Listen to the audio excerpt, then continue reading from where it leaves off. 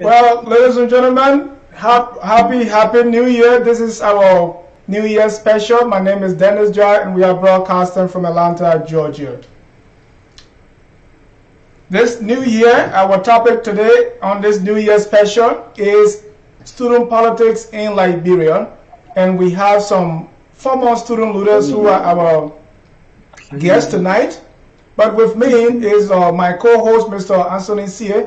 Mr. Sie, welcome to Focus on Liberia. Thank you, Dennis, and as always, this is home now. I'm happy to be here on this Christmas, not Christmas, but New Year special with our student leaders. I'm happy to be here. Joining us for this special New Year and on his birthday is the former president of the University of Liberia Student Union, Mr. Patrick Sowah. Mr. President, welcome to Focus on Liberia. Thank you, Dennis. I'm honored to be the first time on as a guest on Focus on Liberia. My sincere love and respect every time.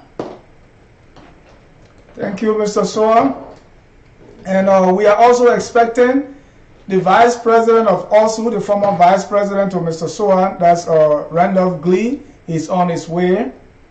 Also on his way is the student representative from the Science College to ALSU in 1998, I believe, Mr. Isaac Tumo Settro. He's on his way and he's going to be joining us. Mr. Sear, I turn it over to you to introduce the program.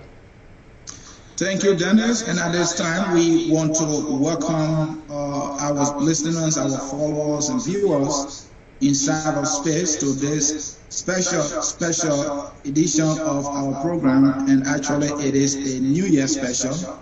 And as you heard from Dennis, we have with us former student leaders, and our topic is on student politics. We will look at the past, the present, and the future of student politics in Liberia. To discuss the very important topic on this New Year special, we have with us a former student leader, Mr. Patrick Sowah, okay, comfortably seated, thank you, to go into this very important topic. At this time, we want to welcome our guest, Patrick, again. Welcome to Focus on Liberia. Thank you. It's my honor, and I'm humbled to be, like I said, the first time as a guest on Focus on Liberia. I'm honored. I'm humbled. Thank you. And so, folks, in cyberspace, the stage is now set. We will now ask you to hit that share button so that people in your contact can also have the opportunity to benefit from this very important national conversation on this New Year special. As you all know, the life of students is one thing that we all share in common. We were all once students, we have student leaders, there are issues that students face when they are in school, but at this time we are placing the spotlight on student politics, and I think this is interesting. We are happy that you have joined us. Patrick, let me come back to you. Let's look at the history of student politics. Let's start with student political parties. You were a student leader. Mr. Sie, let's before we get there, we want to whet our appetite. This is the first day, and this is Patrick's birthday. Okay. So I don't know if you can sing him a happy birthday song. I don't want to try that. But Patrick, I can try that. I think I have a better voice. Okay. Happy birthday to you. Oh, wow. Happy birthday to you. Happy birthday to you, dear. Happy birthday to you. Thank you so much. And we want our student leaders, so before we even start, we want Patrick to just say a little thing about himself and his involvement into student politics. Maybe that will give our readers and our viewers a chance to understand why he's our guest tonight. Mr. Sowah. Thank you. My name is A. Patrick Sowah. I am a son of Liberia. I hail from Lofa County. To be exact, I'm from Kolahoma District, Fangona. I have my bachelor's in political science at the University of Liberia. I walked from Lofa County to Monrovia to attend the University of Liberia. So you got me on hold. Am I okay? Yeah. Release me now. The University of Liberia. And I'm proud of the time I served the students. And I served as the president for the Political Science Student Association at the University of Liberia. And subsequently the president for the students. Thank you, Mr. Sowah. Also joining us is Mr. Isaac T. Settro. Isaac, are you there? Happy New Year. All right. Isaac is he was the representative of Science College at ALSU, that's the University of Liberia Student Union. He was at the university from 1988 to 1998. Mr. Settro, welcome to Focus on Liberia, and just a little bit about yourself. Yeah, well, thank you, Mr. Ja and Mr. Sia. My name is Isaac Settro. I am a 1998 product of the University of Liberia. I studied electrical engineering at the T.J. Faulkner College of Science and Technology. After working with the Liberian Telecommunication Corporation as an associate engineer, I traveled to the United States, where I obtained higher education. I got a master's degree in public administration with emphasis on public policy. And I also said that now that we are in the computer age, I decided to do another bachelor in database technology at Settro University. So I'm married with 2 children, and I'm an active member of the Union of Liberian Association in America, ULA, and also active member of the Community Association, the Liberian Association of Metropolitan Atlanta. And also a member of the University of Liberia Alumni Association. Thank you. So I'm a community man. I love serving my people, and I'm happy to be on your show, Mr. Ja. Focus on Liberia has been doing a tremendous job in educating the Liberian public and the world alike. So I must commend you and your team for a job well done. And once again, I would like to say Happy New Year. Thank you. Happy New Year. And once again, what was your involvement in student politics both in high school and also at the university? Well, in high school, I was the student leader of my high school, St. Mary's High School, located on Busher Island, Douala.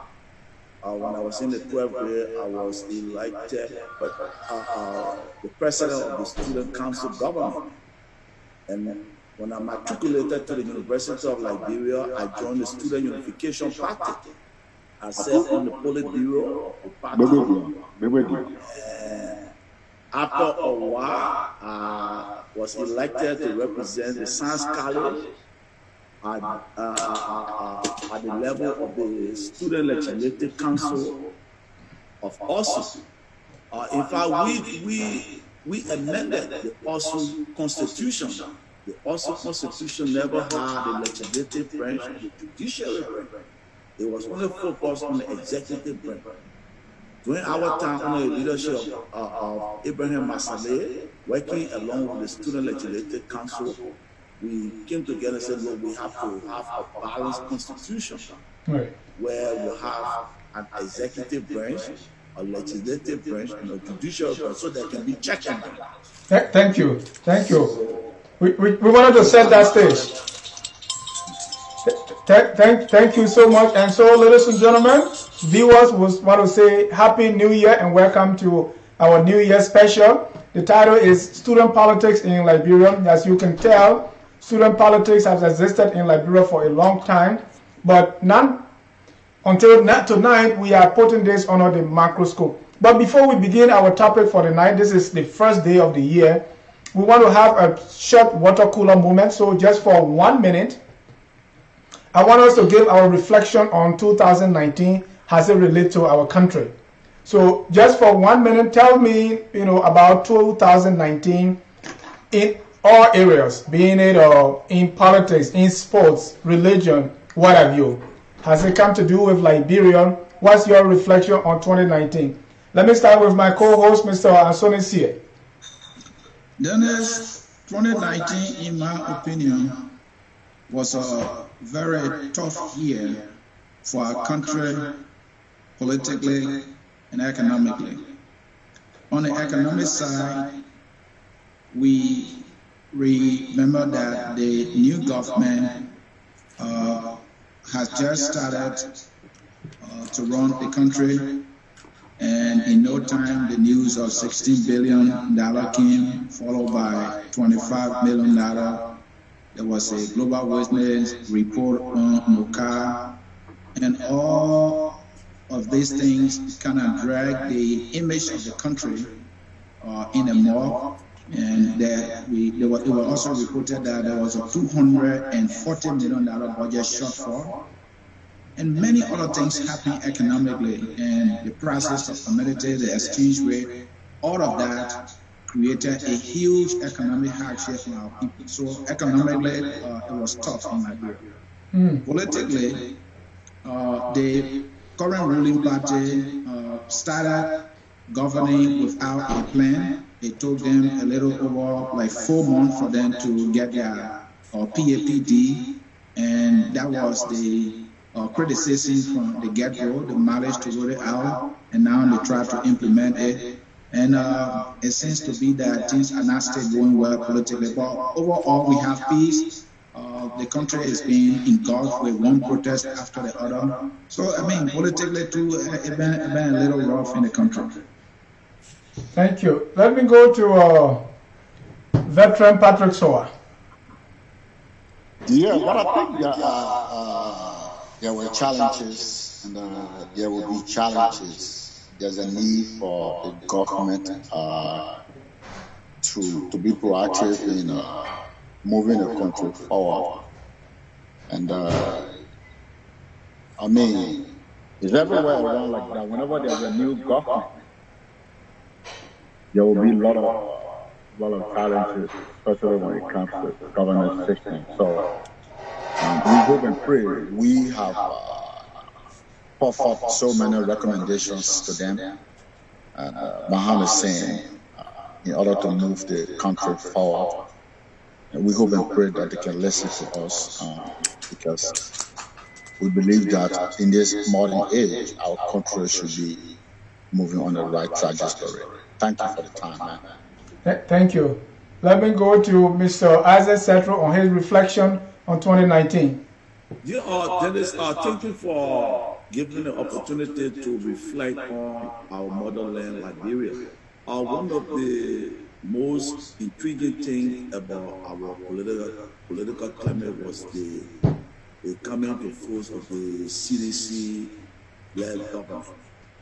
And we thought a new generation of Liberians came to power, and the appointment of young individual who share views that all came to power. And one of the things I like about the new government was the providing of public free tuition at public university. That was encouraging, because I know when I went to the university, the hardship I went through, and I tell people this is one of the support I mean, the appreciation I have for President Weah and the CDC-led government. But like the co-host said, the economy became a disaster. And we pray that the economy will bounce back so that the Liberian people can live happily, can have bread and butter on their table. And one of the areas I like to reflect on is the area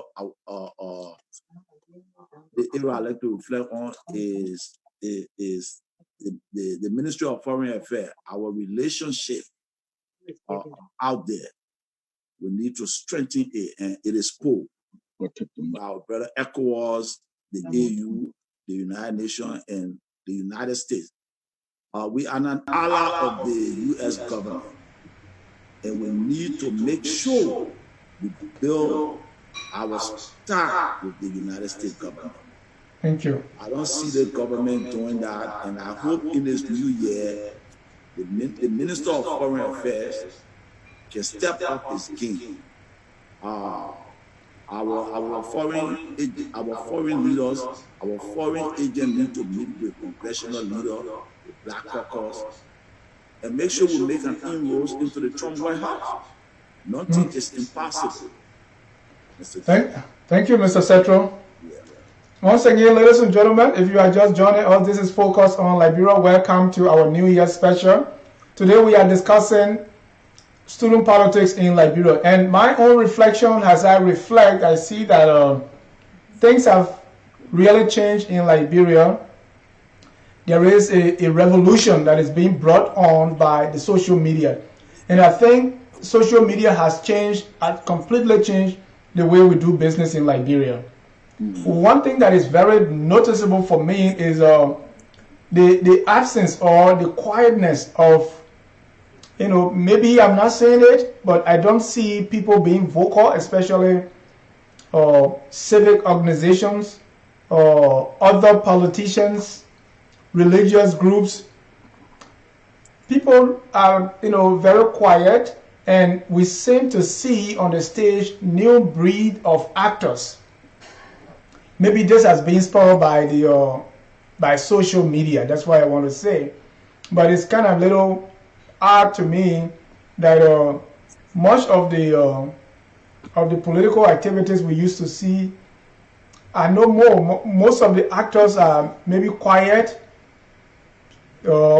acquiesced, or whatever the case may be. But you don't see that happening as it used to be.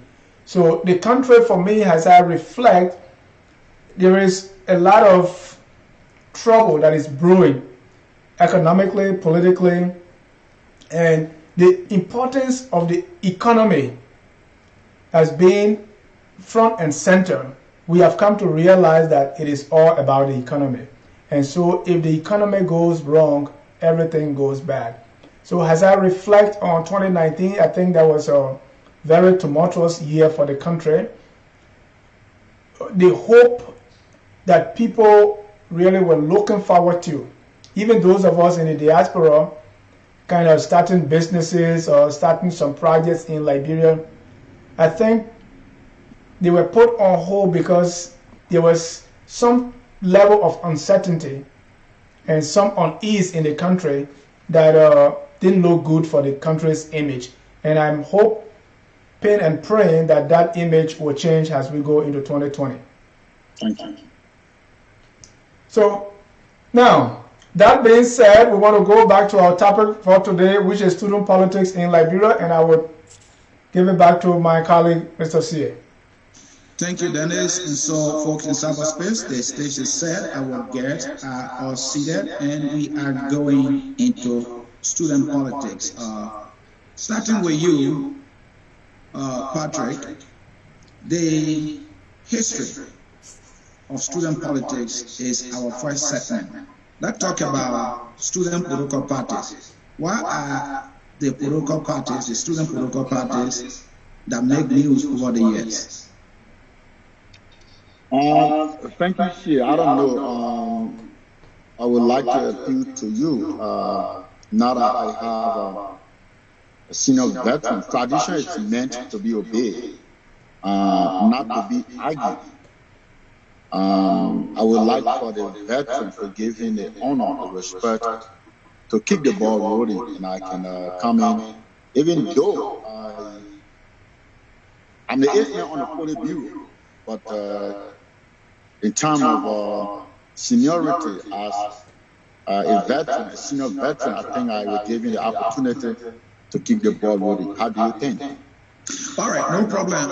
Mr. Settro, let's look at the history of student politics. Let's start with student political parties on the University of Liberia and other universities in Liberia. Can you give us a little brief history of student political parties that shaped the whole student politics in Liberia? Well, if you look at the history of student political parties, you want to talk about first the Student Unification Party, SUP, and then you talk about the Student Integration Movement, SIN, and then you talk about Student Democratic Alliance, that came there. And one of the things these student political parties at the level of the university did was to prepare students leaving high school so that when they come to the university, they can join their various political parties. This was very, very instrumental by SUP and SIN. And when I was at St. Mary's, I was being tutored by comrades from SUP and SIN. So by the time I got to the University of Liberia, I knew which political party I wanted to identify with. And student political activity was not active at the level of the Cotton University College. I think because it was a private school, student political activity were controlled. But at the level of the university, it was open. Students could debate the issues, students could advocate, and SUP was the most potent political party on campus. Even before I left for the States, there was no party that defeated SUP. The only person that defeated SUP was an independent candidate who was a member of SUP, called Kwame Clement. He was the only person who formed an independent team and defeated SUP. So SUP has a long history of being in the vanguard of the student population and the Liberian suffering masses alike. Thank you. And so the Student Unification Party that you just talked about, why were they going as far as to high schools to recruit people? What was the goal? Yeah, their goal was to make sure they conscientize students leaving high school so that by the time they pass the early entrance, they will have a place and they will know which institution to join, because the democratic process at the level of the university was free and fair, and you needed numbers to win. So SUP had a strategy of making sure that they go to the various high schools and find potential students, smart students, and talk to students who are graduating. So by the time they pass the early entrance, they are already ready to decide. And by the time they make their decision, most of them will join SUP. But one of the things that gravitated most students to SUP was that SUP advocated for the student population. SUP make sure they advocated that the tuition for students will be reduced, and that the condition, the academic condition on campus will be suitable for all students. So most students entering the university saw SUP as the hope for them in joining a political party on campus. Thank you. Let me come to you, Patrick. Besides SUP, Mr. Settro named two other student political parties that were on the campuses of the University of Liberia. Were they too involved into similar recruitment of high school students and trying to advocate for better learning environment at the University of Liberia? Oh yes, but let me say that what I'm going to say here is I'm just going to buttress what the veteran have said. We believe that supers, we believe in tradition. I have not come to speak more than a veteran. I have come to just buttress him. Let me give you a little historicity about student movement. But I mean, all of us on the show, I believe that we know, but for the viewers, to understand the involvement of student politics in Liberia, I will appeal that you give me a little latitude of time to tell you where the student politics that started at the University of Liberia, where it came from, where did we get our inspirations from, and who are the people we saw. So would you mind, you just give me a little latitude of time. Let me quickly summarize the coming of national student movements. Sure. Go ahead, briefly. Oh, okay, thank you. The most important reason that led to the student politics or that brought student politics is dated back to the 50s, the 60s, the 70s. There were injustice on campuses, university campuses in the world, like in Africa, in Asia, in Europe, in the US. And they also, at that time, the 60s, the 50s, the 70s, there was a struggle called the liberation struggle. Those instances were driving forces behind the involvement of student politics.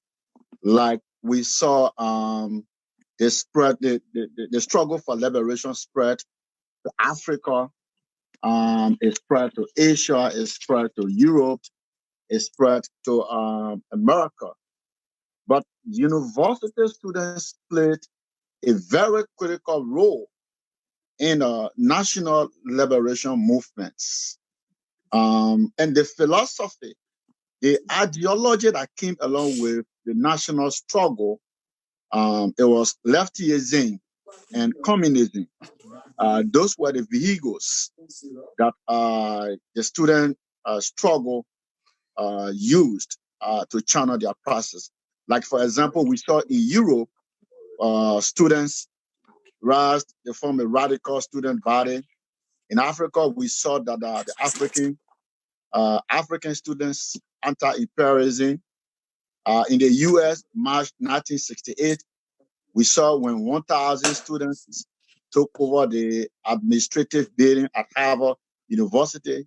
And then we saw again in North Carolina when the Agricultural Technology State University in April 1966, when against university students protested against injustice. And then we saw again in Columbia University, April 1969, and in South Africa, June the 16th, we saw when university students protested against the Afrikaner language that was introduced. You saw in Belgium, the Panama Square Revolution. And then you saw in Germany, after the fall of the Berlin Wall, those struggles, those national struggles were all led by students, university students. Now, the liberation struggle, students were, some of the students, university students were driving forces behind the struggle. Now, Liberia, the involvement of student politics in Liberia, the history, the origin, it can be dated back, like a veteran said, in the 70s, 1970s. Liberia was not an exception. There was an injustice on the campus. At the time, during the 60s, the 70s, the name Sowah, the name Ja, the name Yakpawo, they were not easily admitted at the University of Liberia. That was a bad system. That was an injustice to the highest degree. We needed men who would stand up to speak. We needed an institution that would come out to speak against this bad practice. October the 20th, 1970, University of Liberia students came together to have a united front to battle this archaic and bad system. And that coming together was the birth of Africa's oldest student mass-based movement, the Vanguard Student Unification Party. And the objective of the movement, sometimes I tell people this, the reason why the guys came together to have the Vanguard Student Unification Party was to fight for social justice, was to fight for academic freedom, because there were academic injustice on the University of Liberia. It was to fight for peace on the University of Liberia and other campuses in the Republic of Liberia and the nation at large. Two objective was for the institution to serve as a barometer for consciousness, like a light in the darkness, to catapult, to bring out, to give birth to educate the society, to educate other institutions, campuses, so that they can have political institutions, student party institutions. So the University of Liberia is the center for the involvement of student politics, 1970. Thank you, Patrick. That was well-detailed history of student politics, how it all came about. One would think that from the get-go, there had to be some players who were or who are some of the first student leaders, if you may, that started this whole student politics to advocate for the rights of students to fight against the injustices that were on the campuses of the University of Liberia and maybe on other school campuses also that you mentioned about. Like, for example, you stated that the Yakpaglo maybe could not be admitted for some reason. So who were the people that started it? What are some of the names that you know? Yes, and may their soul rest in peace. And before coming to that, just allow me to quickly tell you where the student movement got her inspirations from. Around that time, the 60s, the 70s, the 50s, the struggle for liberation has spread, like I said, in Europe, in Asia, in Africa. But at that time in Africa, we had countries like South Africa. You have Nelson Mandela. You have Namibia, you have Senvin Joma. You have Ethiopia, Haile Selassie. You have Tanzania, you have Julius Nyerere. You have Zimbabwe, the late Mugabe. You have Dr. Kenneth Kaunda. You know, those were revolutionaries, young revolutionaries at the time. They were university students. They have graduated, so they inspired the involvement of student politics in Liberia. Now, who were they? Like I said, may their soul rest in perfect peace. Every time I try to call some of their names, like the veteran, he's going to help me because he knows better than I do. There were Frederick Gobawoli, may his soul rest in peace. Will Gabi Tapia, that was the 80s. Momo Lavla, Tunia Richardson, Wiwi Deba, Irina Nipson. Those were comrades that came generation after generation.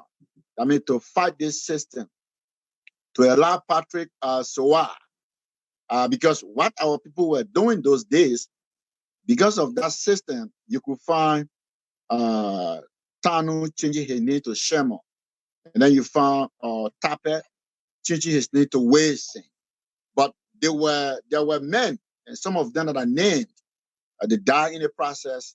I mean, generation after generation, from the 70s, the 60s, and the 80s. Those were some comrades, veterans who died in the process, and may their soul rest in peace. And I believe that they are with the mastercratic God. Thank you. Yeah, let me come to you, Mr. Settro. I know Patrick referred to you as the veteran, and so I asked him about names, key players from the very start of the formation or the establishment of student politics in Liberia.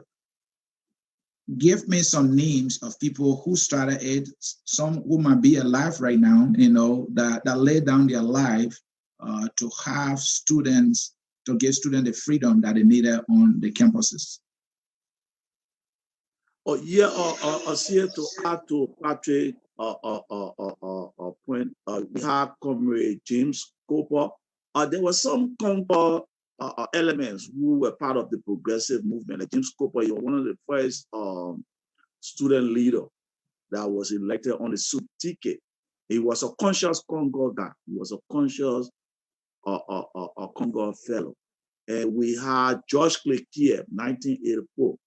He was an inspiring leader who mobilized the student populace to make sure that we speak against the ills in society.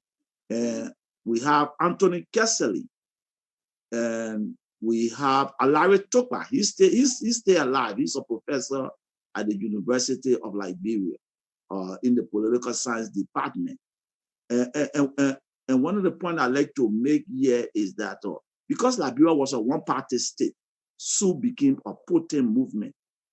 Because SUP started talking and advocating about multi-party democracy, while at the same time focusing on the livelihood of students at the University of Liberia campus.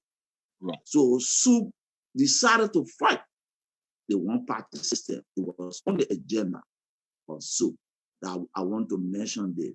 So, there were some Congo fellows who were very conscious, and they joined SUP and they fought alongside the native. But I agree with Patrick that by the time we got into the 60s, yeah. Mr. Settro, let me stop you right there because you have mentioned Congo more than twice now.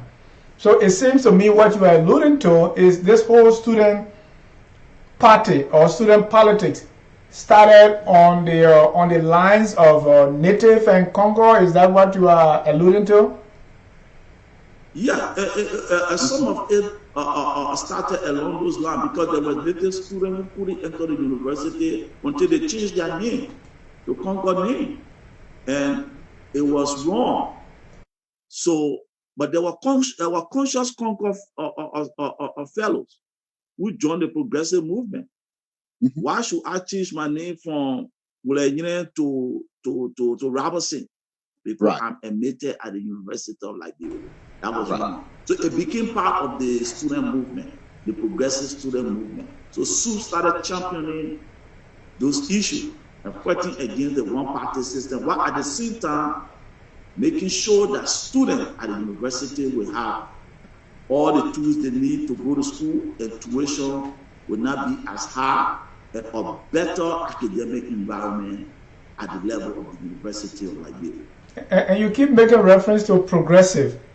Does the student movement at that time have anything to do with the progressive movement of Liberia? Oh yes, they play a major part. SUP as a party play a major part. Before the advent of G. Bacchus Matthew and the power progressive soldiers, SUP was the post on the ground, working along with Moja to fight against one-party system in Liberia from the Congo hegemony. So SUP has long been fighting for progressive causes, multi-party democracy, bread and butter on the table of every Liberian, or every Liberian having the right to hold any position they want to hold and to go to the school they want to go to. So there was a systemic problem in Liberia, and SUP, as being in the vanguard of the students' struggle, was also in the vanguard of the suffering Liberian masses' struggle. You also seem to equate student politics to student unification movement. Are you trying to tell us that there was no other student or political party besides SUP?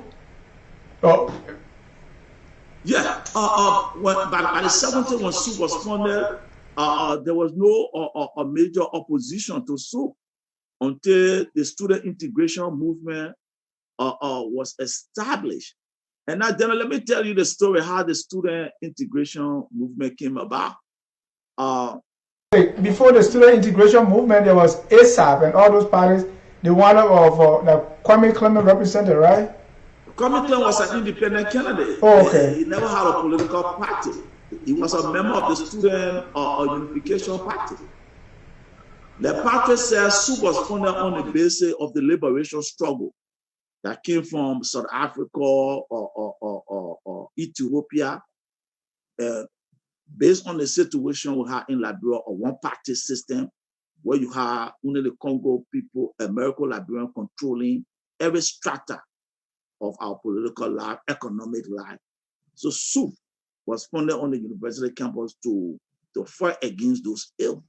But they were very conscious not to forget that living condition of students on the university campus need to be better. Mr. Settro, fighting at both levels, national politics and student politics. Thank you.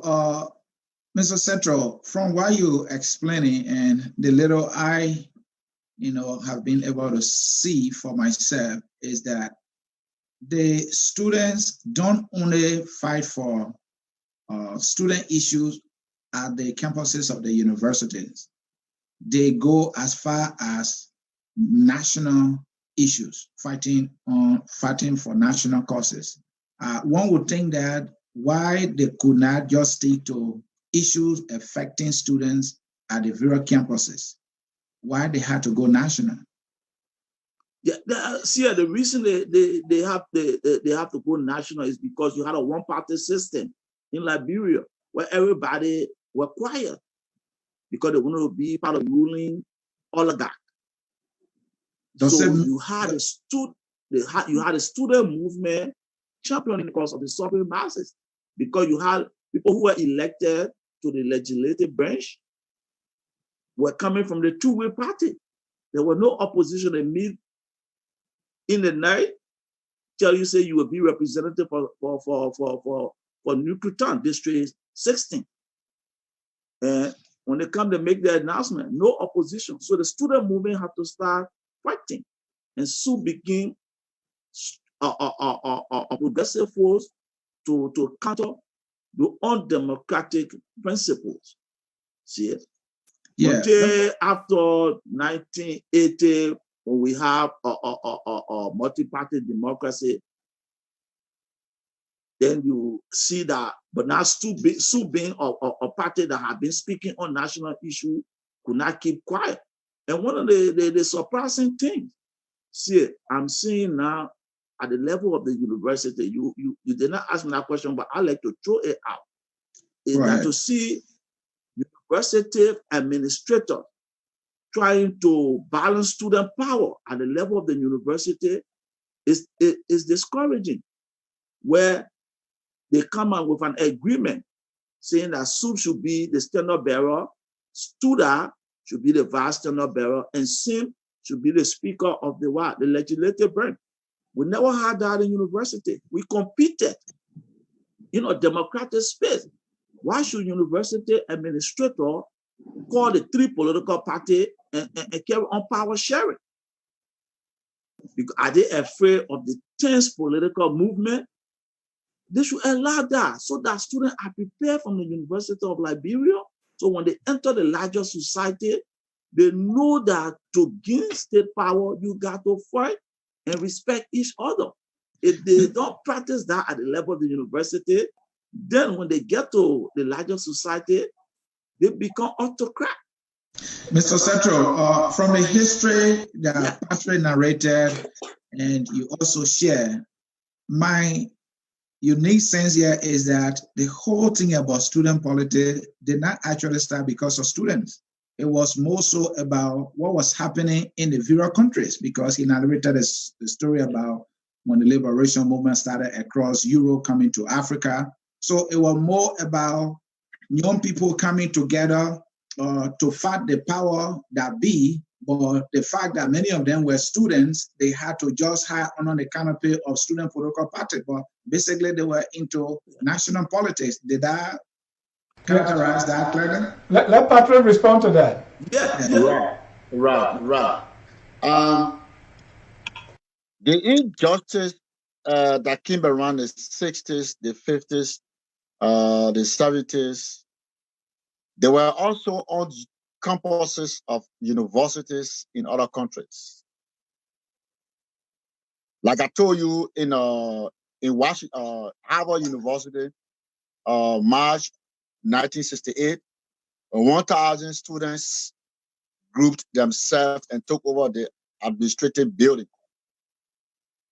I told you about in Soweto, June 16, when they tried to bring in the Afrikaner language to be taught in universities and schools in South Africa.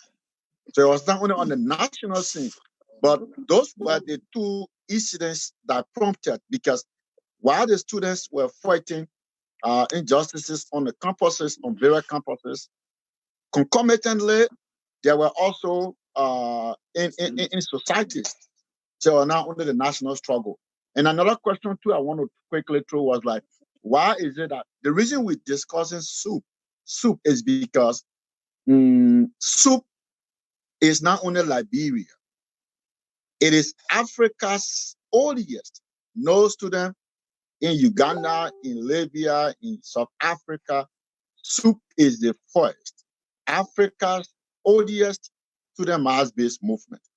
Why soup will not stop? And this is the question that, many have asked.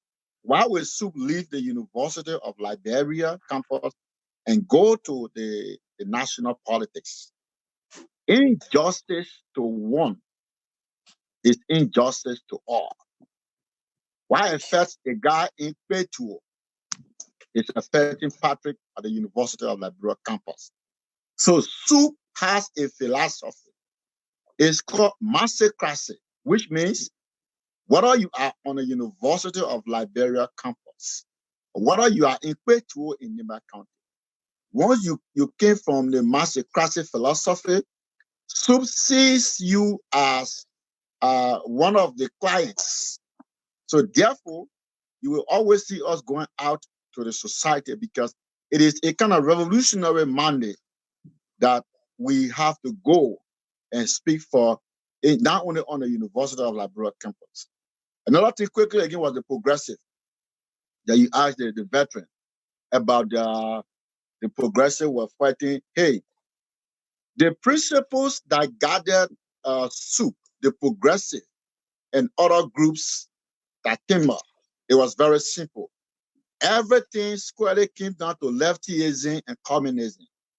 And the reason why is, like I said, the involvement, the historical antecedent that prompted student politics, the philosophy that gathered, the vehicle they used were leftyism and communism. So the progressive, they were the principle that gathered a struggle. So we all saw ourselves, as one body, and not fighting in different way, but to liberate the people. Thank you. So I got that clear. You all were facing the same forms of injustice all over the place, whether you are a student or you were man with a D somewhere in Negro Town or somebody in Lofa County, or you were all against the same very odds. Right. And so that's why the idea of massacracy came about. Thank you. But let me bring your attention to the whole issue of militancy in student politics.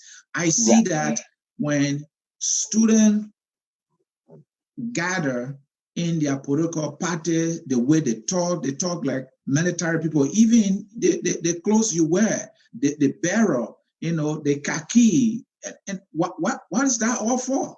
Are you guys serious? No. I will bring you back to Dr. Martin Luther King. The march on this year, his speech. I have a dream. Listen to that speech. In one of the parts, he said that the new militancy that has come. Now, what he meant, or what do we, when we talk about militancy, you see, all with khaki, all those things, they have symbolic meaning. Now, militants are not soldiers. They are not rebels. These are philosophical, ideological defenders of Africa's odious student mass-based movement, the Vanguard Student Unification Party. They are disciples, just as you have disciple of Jesus Christ, Brother Apostle Paul, brother Jesus Christ, and other guys. They are just ideological, philosophical defenders of the party. Now, but they defend this party with a guiding principle. And this guiding principle, freedom is not bread and butter, according to Mao Zedong. Freedom is not, a revolution is not bread and butter. To get power from the oppressed or the oppressor, to get power from the guys who are going to oppress you, it is not a love, it's not a love game. It has to be a kind of revolution. You have to take the fight to them. You guys have to commandeer the forces to battle them to the core. So in most cases, when you see the guys, they are not soldiers. Militants are not soldiers. They are just ideological defenders of the party. But they advocate in that form and manner. Now the key. Okay, speaking about that, I want to play a clip, and then you can respond. I want to play a clip of that militancy that Brother Sia has.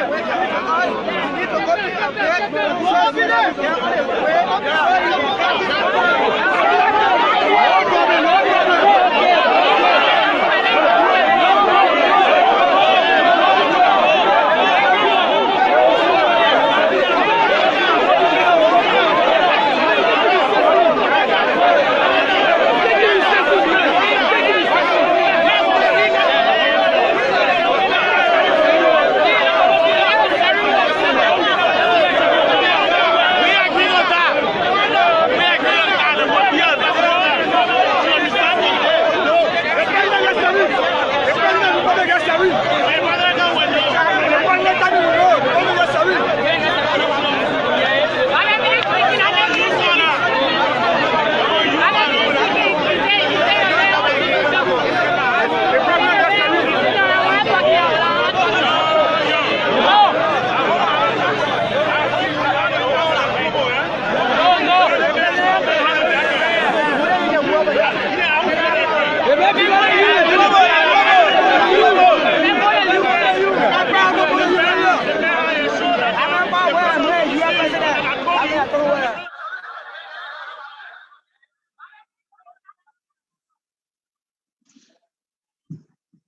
All right. So, folks in cyberspace, you just watched a video clip of university students, and as you can see, being led by the Vanguard Student Unification Party. In a video, you saw student leader Martin Colley, you saw Oliva, and other student leaders perfectly attired in khaki, and they were hosting a protest. That was a protest, by the way, on issues that confronting not only the students, but they were also talking about issues that affect the country. And these are students who should be on campus, be learning, and maybe speak more about issues that affect students on the campuses of the university, but that is not the case. And the question I asked about militancy, as you see, they were perfectly dressed. And Patrick said, when you are advocating for something from your oppressors, it's not a love game. You have to be prepared. That suggests to me that, they have to be prepared physically. That is like people preparing for war. But people's confusion is that, where is this coming from? I thought students should be about learning, advocating with the pen and writing, but that is not the case. So I come back to our guest in studio, and starting with the veteran. Veteran, you go ahead. Why did this have to happen this way? Yeah, like the Patrick said, the progressive movement coming from or SWAPO, all those areas started from elective or communist leaning. And the issue of being a bourgeois, people in the struggle were suffering. And what is bourgeois? Bourgeois, people who are rich, people who are wealthy, the nobler class. Our struggle was against a capitalism, people who were enriching themselves at the expense of the masses, taking the poor people resources and misusing it. So if you go and wear coat suit, people say, but you're not identifying with their struggle. So we had to find a uniform. Either you in an African shirt or you in a khaki shirt. The khaki will identify with you as a militant. But it does not mean that you are a soldier, like Patrick said. But we could not wear kosu at the time. No. It came from the elective communist leaning, fighting for the suffering masses, making sure that the wealth of the country will be shared with everybody. So that was the reason some comrades wore khaki shirt. And today, and up to now, they still wear khaki shirts. Some wear African shirts. Even you can remember Dr. Tipote. He could not wear a shoe because he wanted to identify with the sovereign people in Liberia. People think that Tipote was poor. No. Tipote found himself as a controller of the Republic of Liberia at the Ministry of Finance. Tipote had everything. But when Tipote became conscious as a progressive, he started identifying with the men who were a Tipote. That was the name came from Tipote. So how has this? He did not want to be wearing shoes at the same time, advocating for the man who is suffering. But or wearing tie with coat suit. Some see these things as a hypocrisy, because you wear the Tipote, and then by the time you are giving a little job, you are in coat suit and you no longer wear Tipote. But that's besides the point. What I want to ask is, how has this student movement evolved over the years? Has things still the same? Are there changes? And this has not only been on the university campus, it's also on high school campus. So how has this changed over the years, or are things still the same? Yeah, things have changed, Janice. It depends on what kind of school or what kind of campus you find yourself on. Like I was telling you, at the University of Liberia, it is heartening to know that administrators of the university will call political parties to a table to share power. We never share power. We fight for power based on our philosophy. Like Patrick says, too hard of philosophy or master class. No, I was looking at the students themselves. How has their intention, their objective, and their mission and their activities changed over the years? And Well, it has changed based on interest, politics, interest. I want to let you know, even during the administration of Ellen Johnson, soup was not as intense as soup is now. And the reason because you had element of soup who was working at the echelon of the Ellen-led government. So you saw that if there were problems, they will go and pacify sub militant or sub leader so that they will not advocate. So, but now that Ellen is not in power and you have just, we are in power, I think the current government need to build a relationship and be more open to student leaders at the level of the university. Is that how it so should that be? They can have a working relationship. But Ellen had a working relationship with student movement at the level of LISU, FLA, and the Student Unification Party, Student Integration Movement, and what? Student. Because she understood where the progressive forces are coming from. But this current government does not understand it. And I don't know why people like Samuel 12 and Maggie are not informing the president about the force of this. Ellen understood that very well. Are you saying Ellen bribed them and Weah is not bribing them? Let Patrick also jump in this one. Yeah. Before coming to that, let me just make you saw Martin Colley, Comrade Martin Colley in the middle of the commerce. So believes in one of the principles of the Vanguard Party is the strength of intellectualism. Now, in any struggle to convince the public, to convince your oppressor that this struggle is real, you have to create more intellectual awareness. So what you see Martin doing is he is trying to prove the case that, hey, this is wrong, and this is wrong, and this is wrong. Now, when I told you that to get freedom, like Mao said, freedom, revolution is not bread and butter to be prepared. I'm not telling you that, like you said, Sita, you said students should be prepared physically. They're going to fight physically. It's not a physical fight. It is, I'm talking about intellectual fight. Be prepared intellectually. Be prepared. Do your research.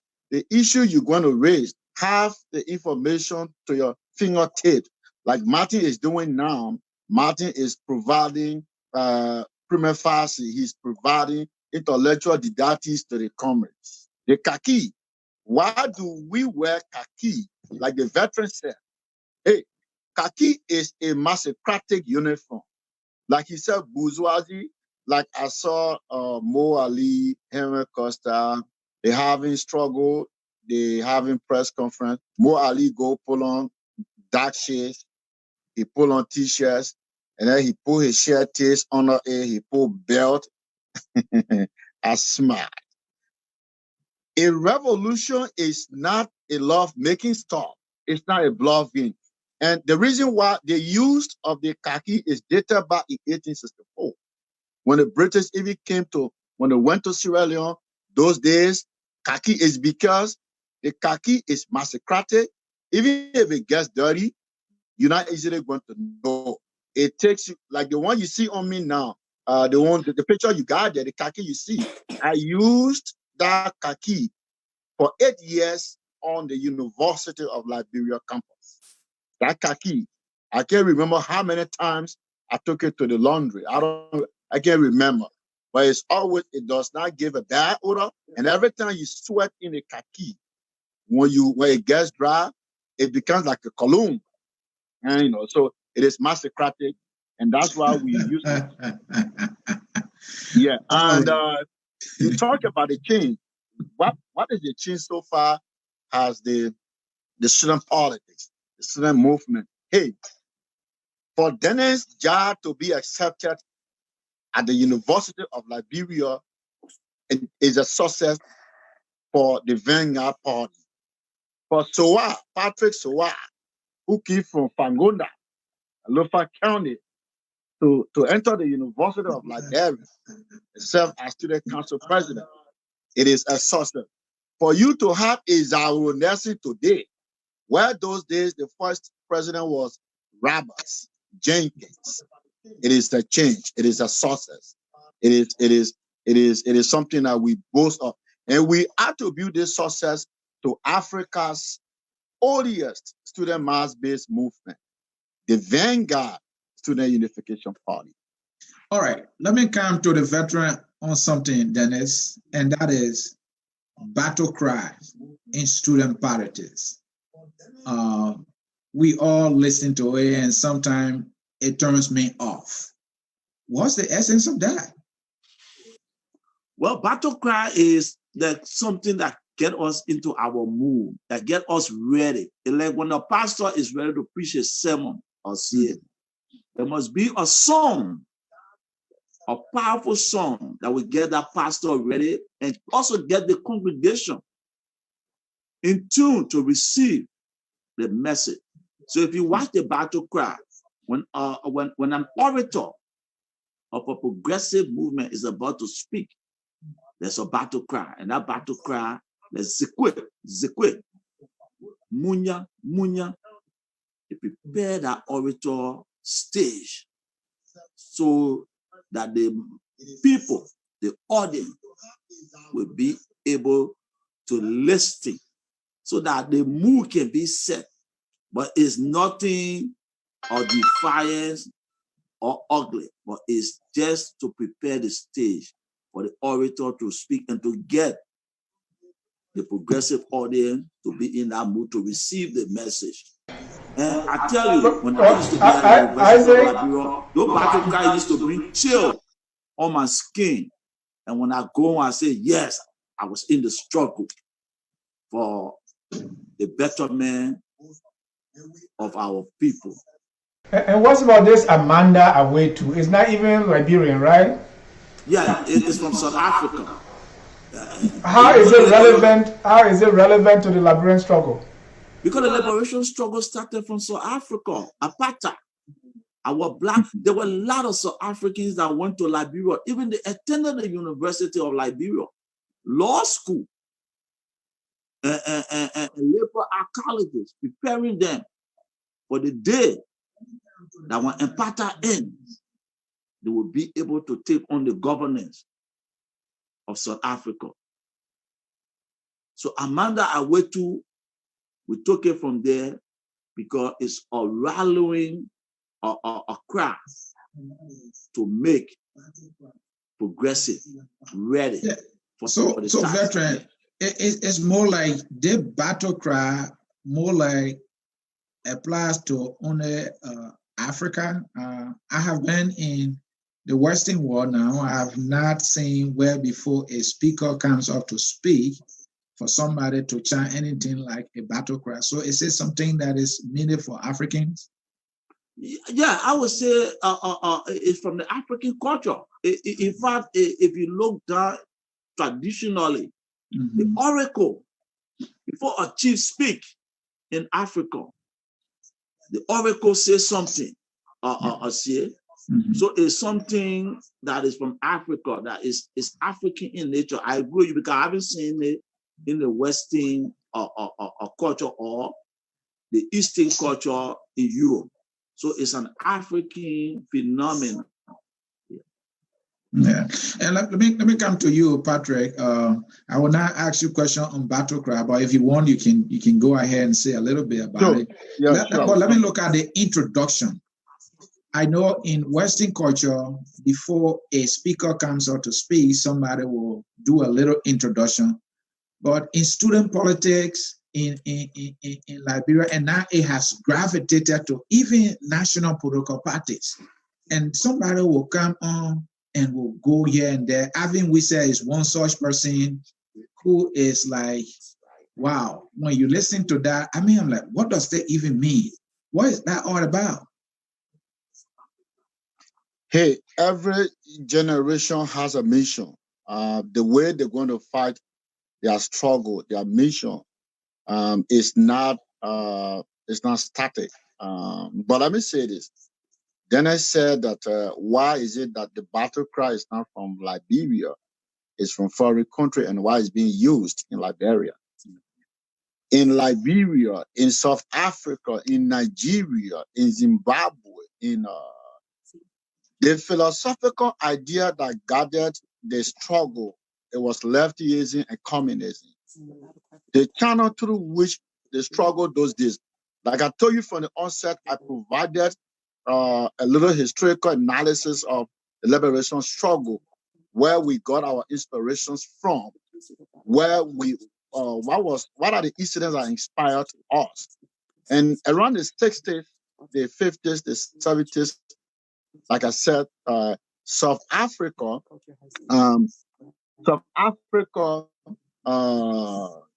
Zimbabwe, Robert Mugabe, Ghana, Nkrumah, Jomo Kenyatta in Kenya, Dr. Kenneth Kaunda in Zambia, Haile Selassie. They were at the center of their struggle. Now, Amanda Awetu, like the veteran said, I'm just going to butcher what he said. Soup has a belief that our veterans are never wrong. Like the veteran said, Amanda and Soup, there were guys, like the guys I call their name, the veterans that died in a struggle, like the Momo Lavla, the Wiwi Deba, the Tunia Richardson, the Irina Nipsey.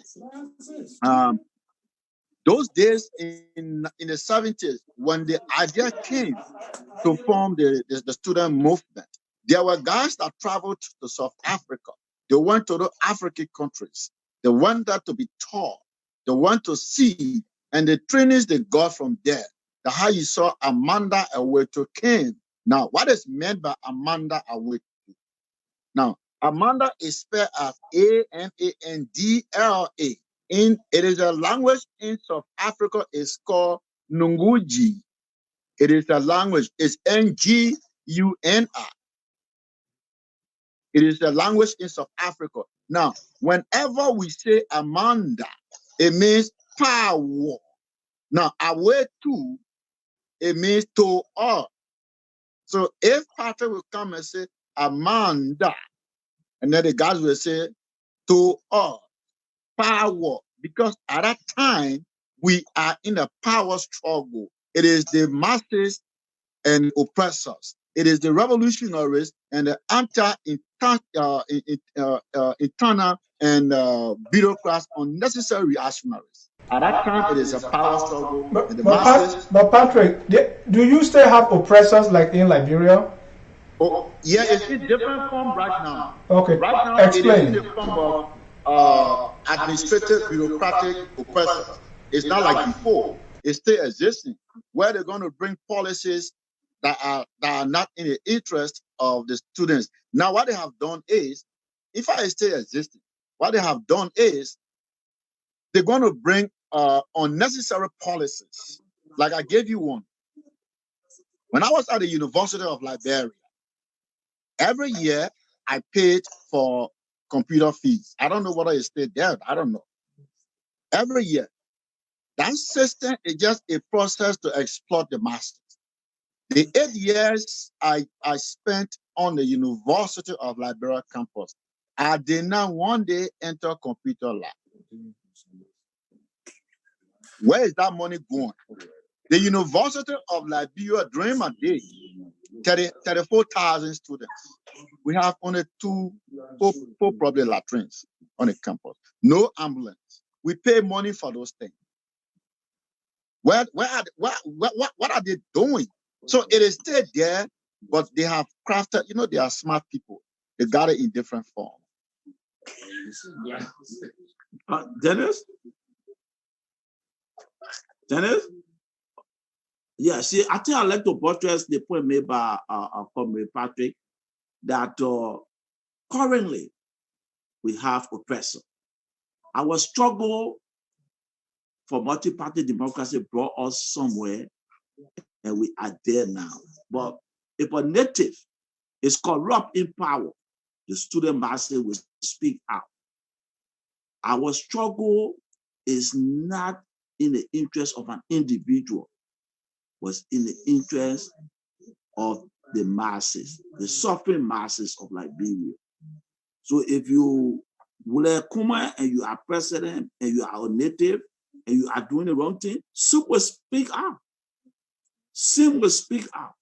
Student must speak out because it's about what? Improving the lives of the Liberian people. That was the motto of our struggle. Our people must live a better life. Now in Liberia, you have a what? A system that is corrupt.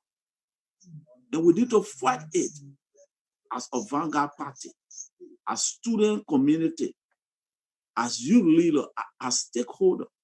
Then it's not about whether this person is Congo or native now. 1980 level the playing field. But Le Patre said, discrimination by government is coming in different form. And we have to be very, very strategic to make sure we pick them up and tackle them and defeat them.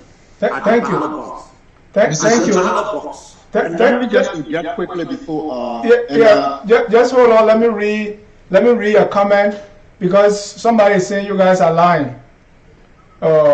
Arthur S. Solo said the chanting, he said, is not done in Ivory Coast. So he was saying, please ask them, isn't also SUP responsibility to educate the high school and middle school in program of entering the university? And if you are a listener, you want to join us, the number to call is 605-313-6004. The code is 791403. Yeah, Dennis. Mr. Settro, hold on. I have a question, and then you can continue on what you were saying. All right. Okay, and the question is, what are the successes and failures of student politics and the lessons learned from student agitation and advocacy over the years? Okay. One of the successes is a multi-party democracy. Because of student advocacy, we have multi-party democracy in Liberia today. SUP play a major role in getting us to a participatory democracy. On the campuses or in the country? On the campuses of the university and other universities and in the larger society here. And I want to go back to Dennis' concern about the question Solo asked. SUP and other political parties started with training high school students to pass the early test. They used to come on the University of Liberia campus for special classes so that they can be successful in taking the entrance to enter the University of Liberia. And that was commendable by these political parties on the campus of the university. I attended some of them. I tutored some of them while at the University of Liberia. And that what made me to pass with flying color to enter the University of Liberia. And that what gravitated me to SUP because I attended SUP preparatory classes to pass the early entrance. Because there was something called a big fight in math. You got to solve two of those big five problems to pass the math test. Yeah. And they will train you and prepare you. And same as a political party did that. Students did that too. That was a way these political parties on the campus of the university impacted students from the various high school in the different counties. Gentlemen, let me come to you, Patrick. In any agitation, in any advocacy, in any fight, there must or there got to be a price. Share with me some of the prices that some individuals have to pay to get you the success that you just talked about. Starting with you, Patrick. Would you mind if I just quickly respond to the caller that said we lied? Leave the caller, just answer our question. Okay. I mean, I told you that some of our comrades, our veterans, may their soul rest in peace. You will, if it is your life be taken away, it will have to be. That is the belief we have. That in the struggle, your life can be taken away. It's better. In fact, we believe that in a struggle, in an emancipation struggle, it's better to die at the front line than to die at JFK. It's better to die, fighting for your people than to die at Redemption Hospital. So some of the prices you're going to pay, they're going to put you, like me. I went behind bars 5 times. When I went to Omeo to change the flag at the executive mansion. I was the one that led that struggle. The flag was dirty, and we're having the inauguration. I took some of the students. I said, we went there. We got to change the flag. I bought a new flag. And Omeo arrested me. They turned me over to the Settro Cooling. When the little guy died, in Lafayette County, so you're going to be arrested. You're going to be put behind bars. They're going to burn your house. They're going to do some stuff to you. If your life is the goal, it is part of the struggle. And let me say this: we did not say that. We told you from the beginning that soup. What some of the countries we named: South Africa, Zimbabwe. Those were countries where during the liberation struggle, where we got our inspirations from for the movement. The Amanda, we didn't tell you, is from Ivory Coast. We told you it's a Swahili word. Is a language in South Africa. It's called the Nungi. It means Amanda means power. Aweto means to us. So when I say power, and then you say to us, high school students, of course, yes, Soup is doing it. Comrade Martin Colley. Martin Colley is one of the funniest species. The cranes, there are cranes of their generation. I salute him. As I talk to you now, he's having classes. Even though he has graduated, he stayed. We don't have to tell you. Soup has a structure, is a system. We have a conduit through which we reach out to the younger comrades in high schools and other places. So we don't have to come on Facebook and say we're doing it, but we do it. Thank you. And you in your discussion here, you talk about how you sometimes go to high school. And so we have a video here that we're going to play for you. Some students in high school were demonstrating and something happens. Then we will come back to you to react to it.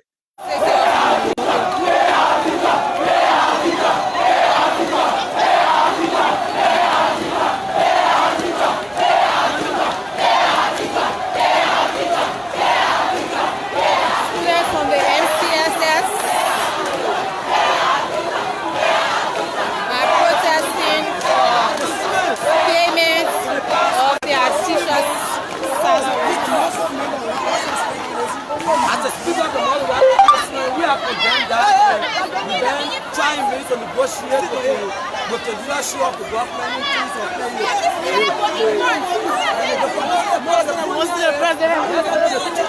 how we are not taking care. What shall we be your teacher? How are you doing? I'm okay. Why are you protesting today? Our protesting, they don't pay our teachers. We hear about Joe to pay our teachers. How long have the teachers not been paid? Almost 2 months. Why say I don't get you? How long have the teachers not been paid? 4 months. They don't pay. They don't pay our teachers. They beyond. They don't get tests. They don't get our tests.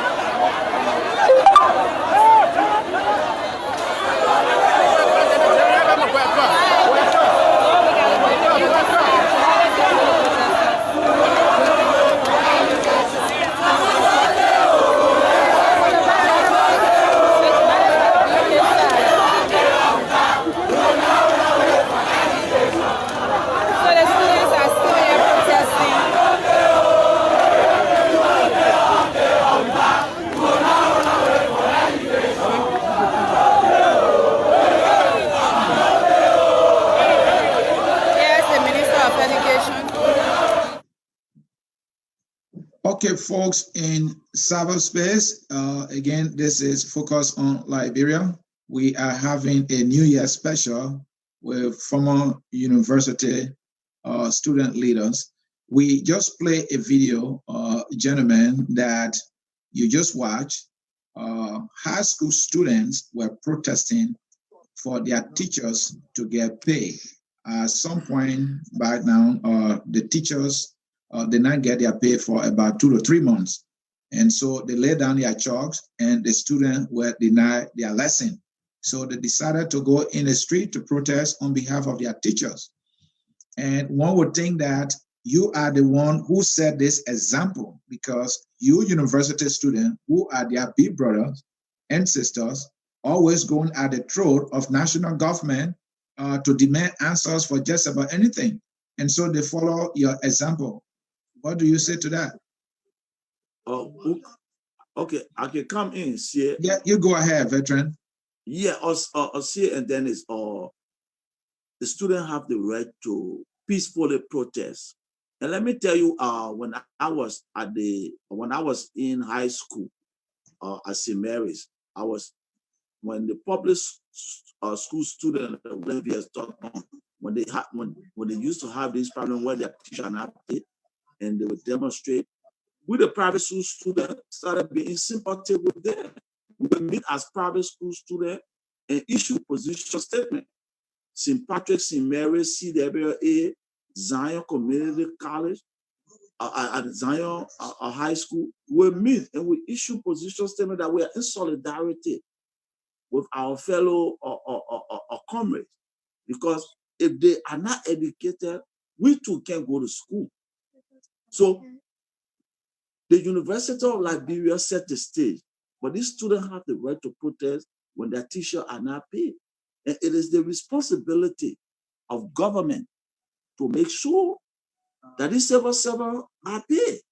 And if they are not paid, the students have the right to peacefully protest. I don't support those students who will protest violently, because I believe in the non-violent movement. So I support their right, and I will always support peaceful protest.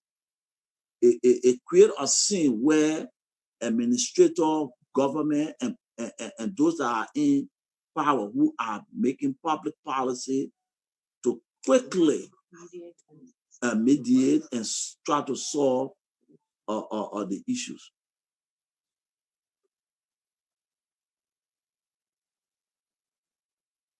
It's me, Pat. It's my time.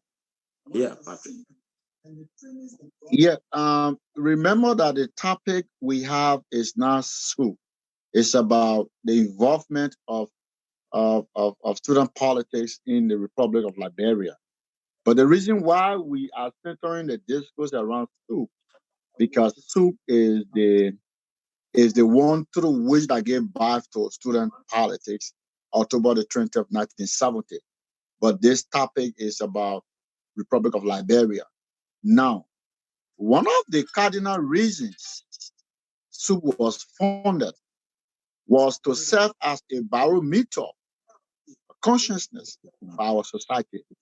That is, SOUP was created to sharpen the contradictions. SOUP was created to educate the public school students about their wrongs and rights. SOUP was created to educate the guys in Petro in Nima County, in Gerema in Foya District, in Panghemba in Kola, to educate them about their rights and their wrongs so that they can speak for themselves. So whenever SOUP is, we see high school students, we see workers protesting, we believe that the objective condition for which the Vanguard Party was created is being met, because we were created to open the eyes of people, because SOUP will not speak. SOUP as an institution will not go everywhere. Will not go to all the high schools. Will not go to all of the places to speak, but educate the comrades and let them fight for themselves. And one of the successes, like the question you asked the veteran, that is one of our successes. Because right now, from 1970 to now, look around. Look at student politics. See high schools. Now, in every school, school students are speaking for themselves. Institutions They are speaking for themselves. That was the philosophy of the party. We have intellectual centers. Here, we're having people on Facebook. Soup, that was one of the objective conditions for which Africa's oldest student mass-based movement, the Vanguard Student Unification Party, was founded. And Dennis, Sia, can I come in? Yeah, but I have two questions for you, and then you can come in. And the two questions are: yeah, do most student leaders end up becoming national leaders? That's one. And the other question is: do most student leaders maintain their radical mindset after graduation? Well, that's a good question, Sia. Some become national leader. Some are cave into the corrupt practices of power. But let me come back to what Sia said concerning in conscientizing the public school students, which is a good thing because it helped to build democratic institutions. It helped to conscientize the high school students. So by the time they enter university, they are conscious. And when they are done with their study, they get to national government or what they want to do in their life. They are conscious and they try to do the right thing. But here, some people, because of interest, will change. That's why we have to be very, very focused as progressive, as conscious Liberians, to make sure the Constitution of Liberia is followed. And we must speak out against people who will change their color when they enter national life. A student could be progressive, but when you give him a fast salary, he's quiet. Look at some of the senators, I don't want to call names, who advocated in the past when they were part of the progressive movement. They are quiet now. They don't say anything. And ministers too. Yeah, minister. When Darrell DeLong openly disclosed his salary, I mean, some of them never said anything. They were quiet about their salary as public servant. When Darrell DeLong disclosed his salary, they started fighting, coming on the air to do this, to tell us, yes, indeed, this is how much they're making. Somebody got to move you to that level when you were a progressive in the past, but because you're making $15,000 now, you compromise the people's struggle. So it depends on what kind of student leader and where they are and environment they find themselves in. But we as progressive student leaders, conscious, we speak truth to power because we want to make sure Liberia will be better for all Liberians. Me and Patrick will not compromise our struggle for Yankee dollar or for jobs. We must speak truth to power until all Liberians who wants to work will have a job. And we live in a society where justice will flow like a river. It is our obligation. That's why I appreciate Sia and Dennis for what they are doing. What Focus on Liberia is doing is enlightening, awakening the minds of Liberia in the diaspora and back home as it relates to the issue confronting our motherland. We know people who are in power, who are eating gravy now, will frown on us, but we should not be afraid because it is about Liberia, it's about building institution, democratic institution that will make sure the wealth of our country will be distributed across the board. Thank you. Again, folks, in cyberspace, this is Focus on Liberia on our New Year special. My name is Anthony Sia, hosting with my partner here, Mr. Dennis Jai. We have in the house student leaders, Mr. Patrick Sowah, I hope I'm pronouncing your name correctly, and Yeah, that's right. as a Settro. These are former student leaders who went through the wars of student politics, and they have been sharing their experiences with us here. Gentlemen, we are coming close to the end of the broadcast. We have one last question for you. Many Can I people respond to this? agree I with didn't me. respond to this question. Yeah, you will come, Patrick. You will come. You will have the latitude to go here and then. Many people will agree with me that throughout the student politics, we heard about students advocating for social justice, especially from things governments are doing, suppressing, the rights of other citizens and even the students, bar policies on the campuses of the university and other universities as well. But one thing throughout, I've been paying attention that I did not get to be in the spotlight is the behavior of teachers on our girls and even the very student leaders themselves taking advantage of our sisters on the campuses of the University of Liberia and many other campuses. You will see some teachers will be loving to students, and you will see some students bribing teachers to the knowledge of student leaders, and you student leaders never highlighted any of these things. It's all about, national government is bad, it's bad. Why has that been that way? The first thing I'm going to say is, veteran, you want me to pause? You come in? Or you want me to go first, or you want to take? No, let me just respond. The first thing I want to say is that something I'm going to say. We said it those days. In revolution, as a veteran, we don't love. We admire. We don't love. Superist. We don't love. In a struggle on our university campus, the party taught us to use our primitive tools. You want to know what is primitive tools, but it is in the mastercratic code of conduct of the Wenger Party. When you are a superist, you will understand what I meant by the primitive tools. We don't love. My audience want to know. Don't give anything to it. My audience want to know. The primitive tools is a revolutionary instrument used to recruit females to the party. It is a kind of scientific tool.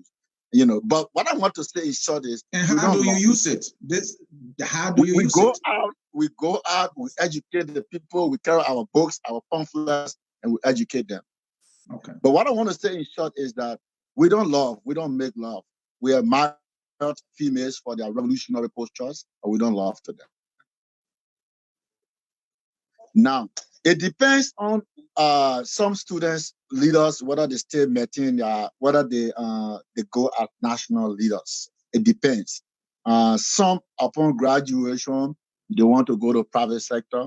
A couple of them that I know, some want to be like pastors, evangelists, reverends, and some still want to maintain, because the student politics, the University of Liberia, political parties and everywhere, it's just a kind of conduit. It is a training ground. It is a refinery to catapult you to the national scene. When you get to the national scene, you already have the political, intellectual, and economic didactics of the politics. So it's easier. So it's just like a battleground, a training ground for us. So some, when they get to national scene, they don't want to continue their stuff. And in most cases, national governments not willing is unscientific, but this is my view. They're not more free to work with superists as compared to private university graduates.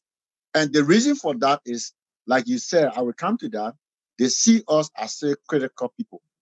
The superists, you work with them, men are critical. The men are critical. Now, I'm going to answer the next question, whether some still remain critical when they leave the walls of the university. Yes, some remain critical, but they're going to now be fighting under a professional garment. Like me right now. Let me give you an Eastern. I'm fighting a battle right now. My support to this government, one of the reasons of me supporting this government is 12 years we fought Ellen Johnson Sirleaf. I was put behind bars for 5 times. They burned my house. They almost killed my little son, my junior boy. By then, Patrick Sowah Jr. We were in the house when they put fire. Ellen Johnson Sirleaf instructed those guys when I was going to Lofa to have me arrested.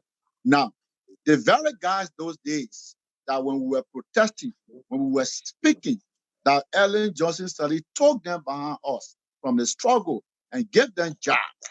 They were there. When we were speaking about ills in society, they were in jobs. They had jobs. They were telling us, Ellen Johnson Sirleaf was calling us not a minority. They were providing philosophical, revolutionary, Karl Marx philosophy to protect Ellen Johnson Sirleaf and brought her as an iron lady. They are the same people today who have come and said they are revolutionaries.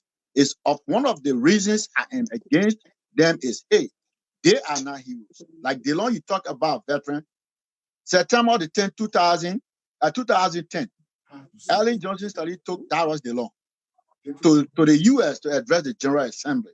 We protested, we argued, we demonstrated. DeLong is not a minister. DeLong is not working in government. DeLong did not write your speech.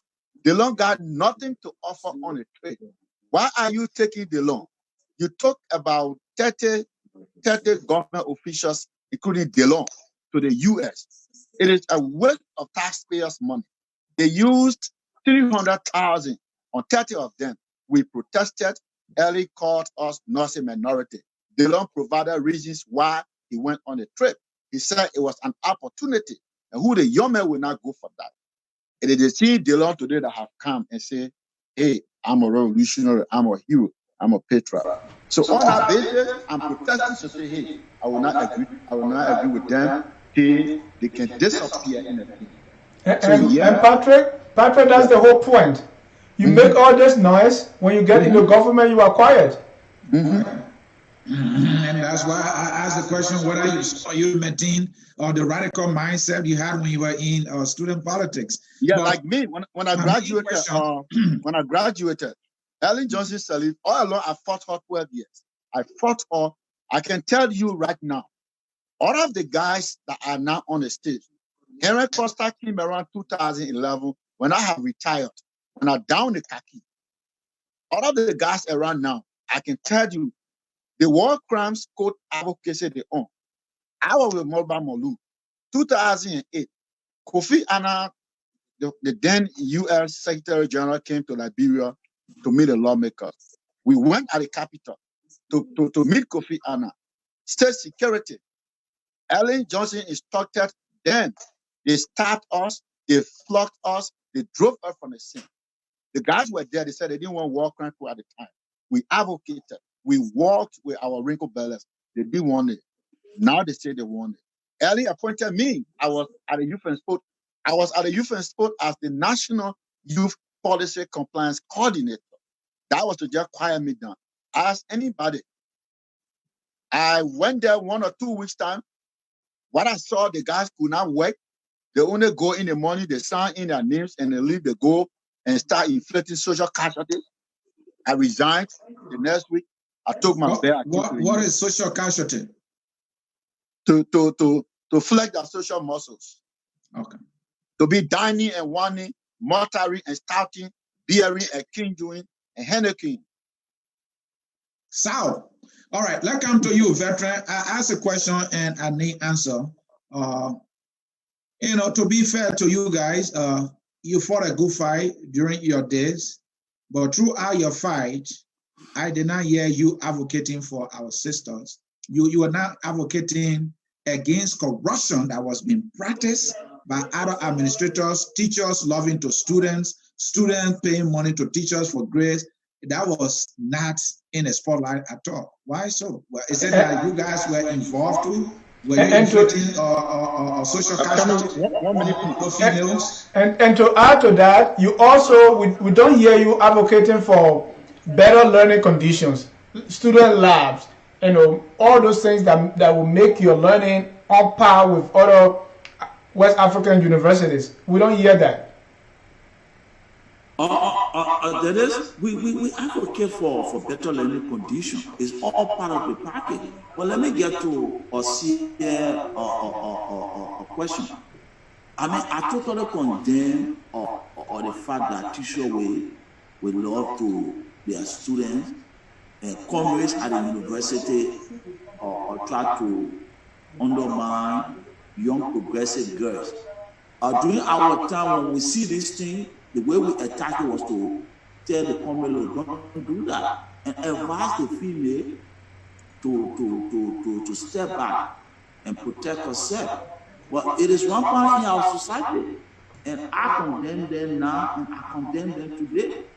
But there must be a systematic approach to deal with these things based on the student handbook at high school and at the universities.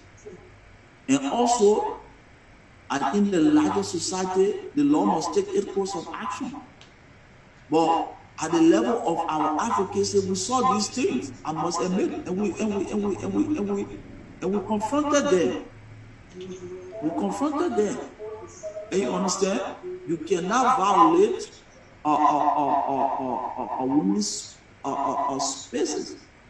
You must respect women, you must respect men, you must respect your colleagues. And, you know, mutual respect for each other is paramount in our struggle. Because that's how we got along. That's how we mobilize the masses, both female and male, to advance the people's struggle. Thank you.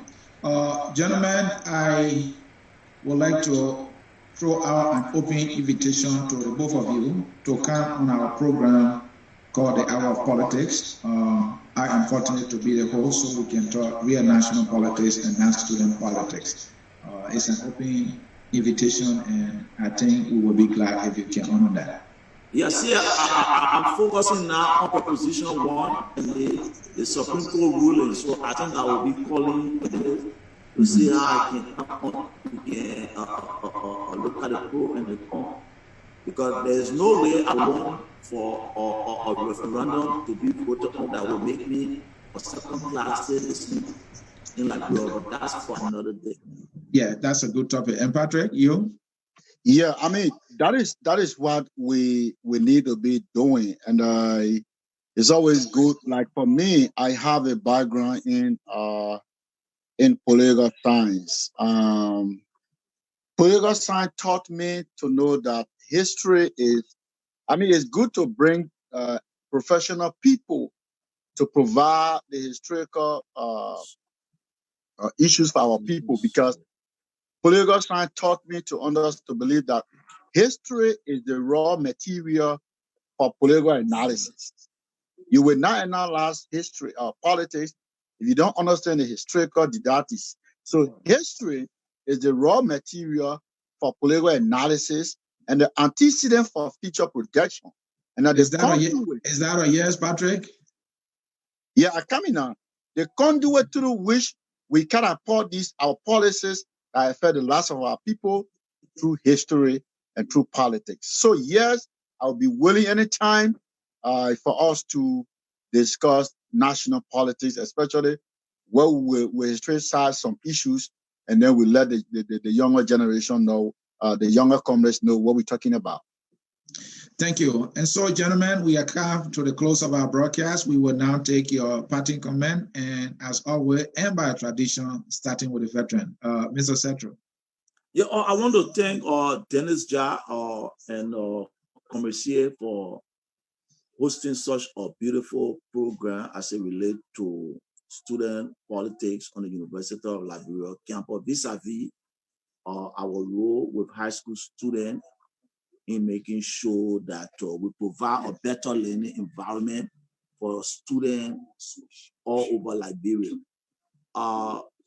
These programs are very, very helpful because they conscientize the minds of the Liberian youth. And we all need to build on this momentum and focus on Liberia as permeated to the length and breadth of our country and even the world at large. So I want to thank you guys very much. Let's keep doing it. Building institution is paramount to our democracy, our fragile democracy. Let people listen, whether they agree or disagree. it is left with them. But the information is out there. The debate is out there. For people to say peaceful protest is unconstitutional, I wonder. But these discussions will help Liberians and people around the world to stand on the side of truth so that we can have a better world and a better Liberia and a better student community. So I want to thank you, and I'm happy to be here with my colleague Patrick. I look forward to having a good discussion with him again in the future. Thank you, guys. Thank you, Mr. Settro and Patrick. Yeah, I want to say thank you, and also thank you to Dennis. And both veterans, you need to compare. We need to compare notes. It is a tradition, Bo. We have to compare notes. Mm-hmm. But I want to say thank you for this show. It was okay. I'm honored. At any time, I'll be willing to come and tell you what I think about it. No matter I hear people say when they're going to talk show, they say they come with steak. You know, I don't come with steak. I don't know a lot. I come for us to exchange, to have exchange of ideas, so we can find a way forward. And I run an organization. It's called Alliance for Global Justice and Peace. We advocate, but our advocacies, we do it in the form of modern advocacy. So we're looking for members. We want people. We want to work in all of the countries. So if you got interest, inbox me on my Facebook page, and we'll be waiting to work with you. One of the things we do, we have Liberian children come to the U.S. for surgery, free of charge. All you have to do is you send us your medical record, and then we work from there. Thank you very much. My sincere love and respect to you guys. I'm honored. I'm humble, and you take it from my hand. Thank you. Thank you. And so, folks, this is how we are coming to the close of our broadcast. My name is Anthony Siel, co-hosting here with Dennis Jah. Mr. Jah. Thank you, gentlemen, for honoring our invitation for this show. We want to thank you so much. You know, student politics, or the discussion on student politics, is very vital and crucial in our community. The students make a big portion of our population. Most of the policies and the things that are done in Liberia have been impacted or influenced by the young people, the youth. Dennis, I'm not cutting you off. Martin is watching. He just told me that you needed to talk to him, and I told you that once it's me, it's Tanabera here. Martin, please call me after the show. And Dennis told me something that you needed to do, but call me please after the show, and we can take it from there. And Dennis, the Monday, Martin will call me right after the show. Take that, take it to the bank. Sowah. Yeah, he will call me. So this is very important. Our students, and they form, especially the younger generation, there's a big voting bloc. So most of our policies and things in Liberia are being influenced by these people. And whatever we do as adults, we learn that while we are in school. So it's very important to discuss these issues. I believe for all talk today is the first time that we have an open discussion to really think about the objectives, the goal of student politics. So I want to thank you, gentlemen, for honoring our invitation. So focus on Liberia, continue to support us, subscribe to our YouTube channel. Friday, we're going to come your way with the Friday night debate. That will be a debate on the aftermath of the December 30th protest and the intervention of the international community in what we call Liberia's internal affairs. We're going to have a debate discussion on that on Friday. On Saturday at 3 p.m. we'll have our business and economic forum. Then on Sunday at 3 p.m. we'll have Councillor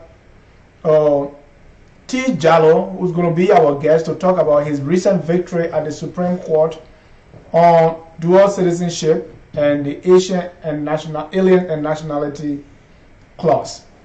Also on Sunday we're going to have Attorney Patricia Minicon, who will be explaining about the new bill that has been signed affecting those on DED and TPS. Also with Attorney Patricia Minicon will be the Executive Director of the African Immigration Services, Mr. Kiatamba, who's going to be here so that we can have a discussion on that. Again, we want to say Happy New Year to all of you. Before we end, we're going to end with our closing song. We are all Liberians. This is something that we want to let all of you know, that we are all Liberians, and no matter where we are, let's do all we can to make Liberia the country that we all want. Until then, my name is Dennis Gas, signing off. I want to say thank you to all our viewers on Facebook, YouTube, and everywhere. Good night and God bless.